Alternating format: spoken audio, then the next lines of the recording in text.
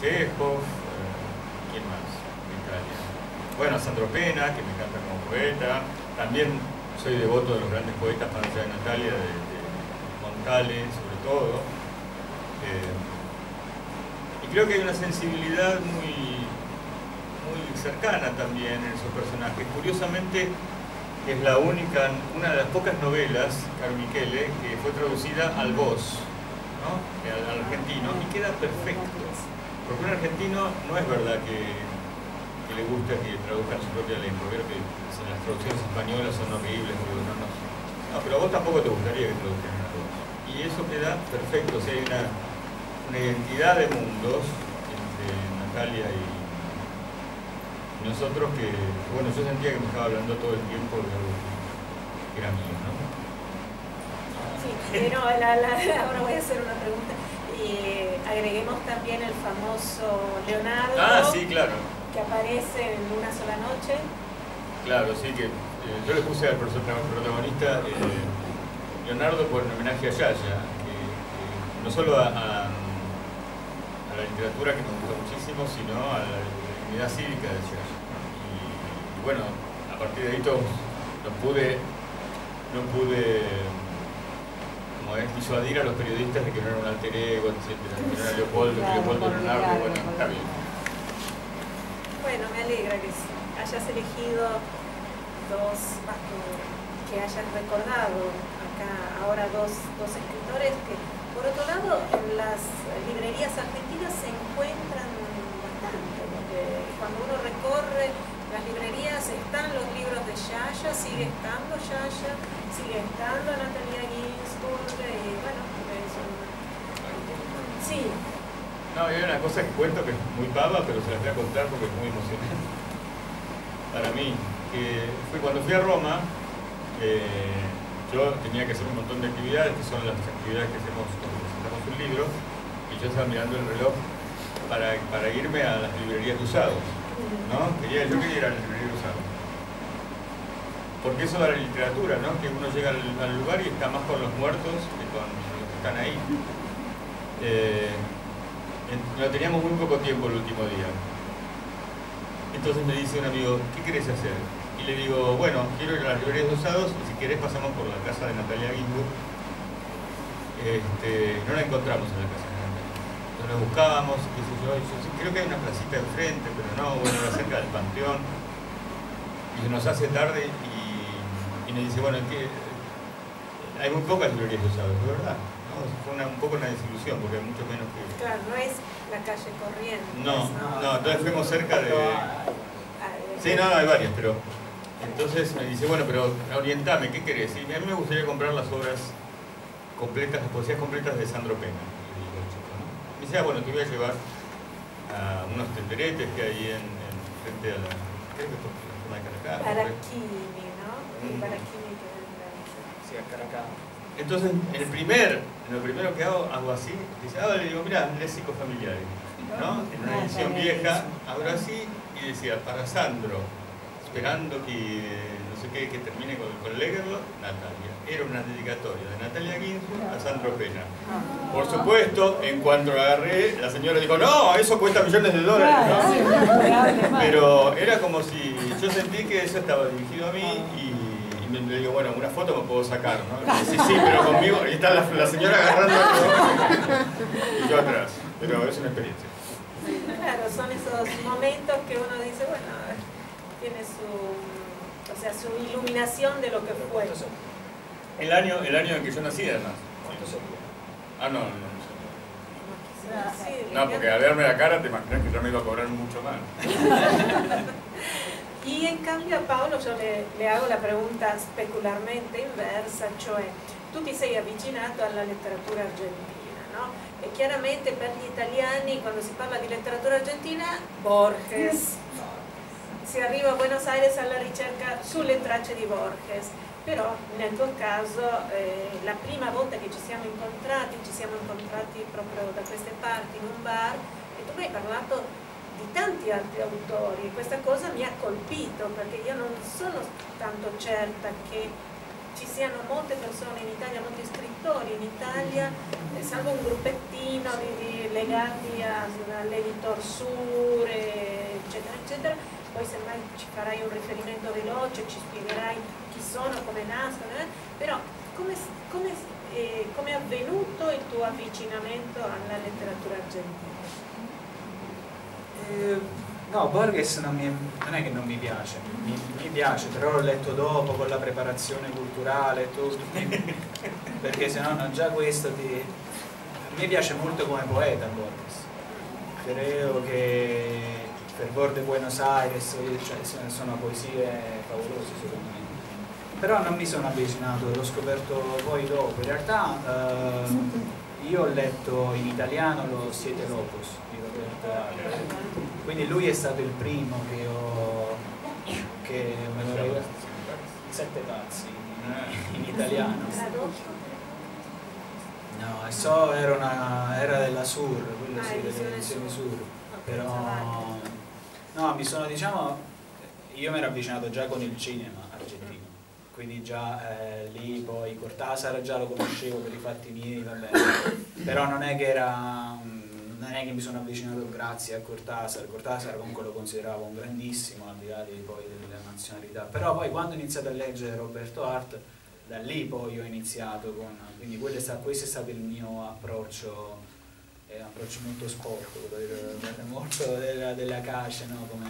come piace a noi a Napoli, quindi me lo sentivo davvero molto, molto vicino. Poi da lì ho iniziato, in realtà io ho avuto una formazione strana, perché Art che è inizio Novecento in un certo senso, Cortázar che già avevo letto tanto, e poi sono passato direttamente a Brizuela quindi poi da lì sono passato, dato che mi piace molto di più, forse per una questione di anagrafica, di età, leggere i miei contemporanei, comunque quelli degli anni 70 in poi, la letteratura degli anni 70 mi piace molto in generale, e quindi da lì poi ho iniziato direttamente a leggere Bibbia, Aira, tutti questi qui più vicini a noi, e poi sono passato a Borges, però diciamo il mio approccio, quello che la prima lettura argentina è stata Lo Siete Locos, e poi dopo il Cuvette Raviose e tutti gli altri racconti che sono bellissimi, forse come molti, sì è vero, in Italia molti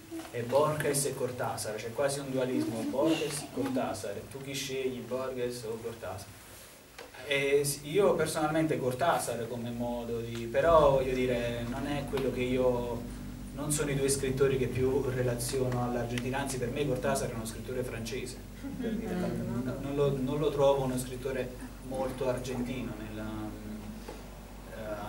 come per esempio è Art, oppure Manuel Puig, che è quello che ho letto dopo.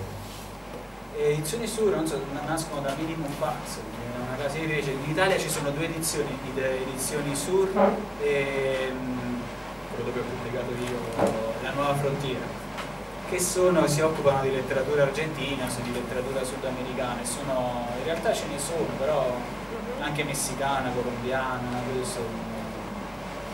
però diciamo io mi sono avvicinato grazie a Niente Borges. E adesso io vi voglio raccontare come è successo che loro due si sono incontrati, e la storia, che il vincolo è stato questo libro. Allora, questo libro, poi Paolo ci racconterà qualcosa, è un libro che è nato a due mani, è scritto, scusate, a quattro mani, cioè due persone che collaborano, ed è una bellissima passeggiata, e queste due voci sono un po' diverse, no? Io spero che si possa veramente far arrivare questo romanzo in italiano. Viene un film. Il libro viene è una citazione da Carlo Levi, sì, appunto, dove al posto di Cristo c'è Dio, porque Dios es argentino, me explicó Paolo, que eso fue una cosa que aprendió enseguida, ni bien llegó a Buenos Aires, que Dios es argentino, si è fermato a Buenos Aires, quindi capovolge completamente, perché chi ha letto Carlo Levi sa che c'è la storia appunto di un uomo che vive in una zona isolata di confine, che scopre tutto un mondo magico delle campagne, eccetera, eccetera. Qua invece la scoperta di altro. Pero bueno, no quiero robar demasiado. Vamos a dejarle poco que cuente cómo fue que descubriste que te habías vuelto personaje. No, me quedé pensando, sí, ahora lo cuento, pero hay una escena de Rocco y sus hermanos, maravillosa, en que Catina Paxinú dice, Dios se va a arrepentir de esto que estamos sufriendo, ¿no? Entonces, Dios es argentino. me recuerda esta frase, ¿no? No, un día mi editor italiano, Vincenzo Siostuni, me dice, está haciendo un libro de dos pibes, de dos muy jóvenes, digo, ¿cómo estoy un libro? Y bueno, sí, era una guía por Buenos Aires y no sé si me le dice no, Chiara, le digo a la traductora, me digo, empecé a copiarme la parte y era cantador, escritor que habían nombrado, habían inventado una escena con un personaje, con un profesor que le hablaba de la novela, y bueno, son esas cosas que uno... Entonces después lo escribí a Pablo y a Marco, no sé si me contestó Marco. Sí. Pero bueno, cuando vino Pablo nos encontramos y nos hicimos amigos enseguida. Y son esas pequeñas cosas que para mí son importantísimas, como haber aparecido en los crucigramas y esas cosas. Bene, preguntas del pubblico. Prego, podés acercarte? Come vuole, se si sente da qua, se no mi avvicino. No, si sente. Si sente. No, volevo chiedere, visto che abbiamo l'occasione di avere due ragazzi molto simpatici con personalità diverse, da quello che vedo, ed è un pregio. Volevo chiedere, all'atto pratico, quando voi scrivete, volevo chiedere la vostra routine effettiva, pratica, proprio, so che ognuno ha la sua, immagino, no? Qual è praticamente? Se ti autoimponi degli orari, concentri in determinati periodi la scrittura o la dividi in una parte creativa, in un'altra, solamente questo, una cosa più materiale, se vogliamo. Gracias por el ragazzo. Son dos, ¿cuál es el otro? ¿No? Bueno, también es importante que yo creo que en el proceso de crecimiento de un escritor, que cada uno encuentre su método, ¿no? No hay uno. Y además va cambiando de acuerdo, por supuesto, a las cosas que uno hace. Por ejemplo, la última novela me levantaba a escribirla muy temprano en la mañana porque tenía que entender muchas cosas y a las 7 de la mañana es muy raro que nadie interrumpa, aunque ya empiezan, ¿no? con el celular. Y sí, es un trabajo diario que no me pesa, sino que lo necesito. Yo cuando escribía a las 7 de la mañana, terminaba a las 9 de la mañana y decía, bueno, ya está, se caiga el mundo, que venga cualquier cosa, pero necesitaba cumplir con eso para sentir que estoy en el mundo haciendo algo, ¿no? Cuando no tengo un proyecto de ficción me angustio mucho y te diría que hay un primer momento de creatividad, por supuesto, y otro momento de corrección del libro. Pero no los diferencio mucho en cuanto a placer. Creo que es una de las cosas que hay que aprender y por eso también me resulta difícil imaginar cómo se escribe en este tiempo. Una de las cosas que hay que aprender a hacer, digo, es a corregir, y aprender a disfrutar de la corrección, porque es la parte más creativa. Es más, Alice Munro decía, y Mario Vargas Llosa, los escuché en el mismo año, por supuesto sin relación entre ellos, pero decían, la primera versión de un texto, por supuesto es emocionante porque uno está escribiendo, pero está tan llena de angustia, de incertidumbre, que no se puede comparar con la primera corrección. Cuando uno ya sabe que eso es una novela o un cuento y se dedica a disfrutar inventándole, acortándole, etc. Como dice Alice Munro también, dice, para el lector el cuento y la novela son caminos que se van siguiendo. Para uno es una casa que durante años uno va moviéndose sin